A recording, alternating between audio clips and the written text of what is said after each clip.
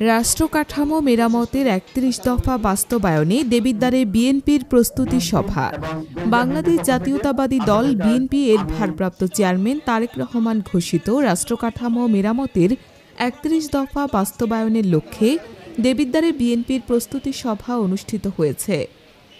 শুক্রবার ২২ আগস্ট বিকেলে উপজেলার ফতেহাবাদ বাজারে দেবিদ্বার উপজেলা বিএনপি ও অঙ্গ সহযোগী সংগঠনের আয়োজনে এ সভা অনুষ্ঠিত হয়।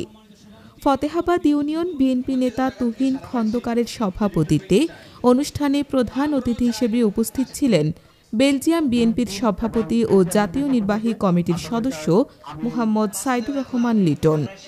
বিশেষ অতিথি ছিলেন দেবিদ্বার উপজেলা বিএনপির সদস্য মোহাম্মদ ইউসুফ মেম্বার।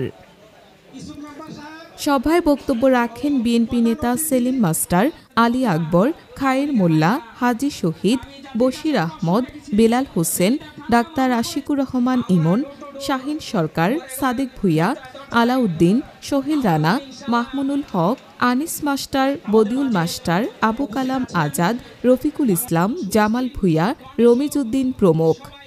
সভায় প্রধান অতিথি বক্তব্যে বলেন, জনগণের ভোটাধিকার পুনঃপ্রতিষ্ঠা, গণতন্ত্র পুনরুদ্ধার ও ন্যায়ভিত্তিক রাষ্ট্রকাঠামো গঠনে বিএনপি দৃঢ়ভাবে কাজ করে যাচ্ছে।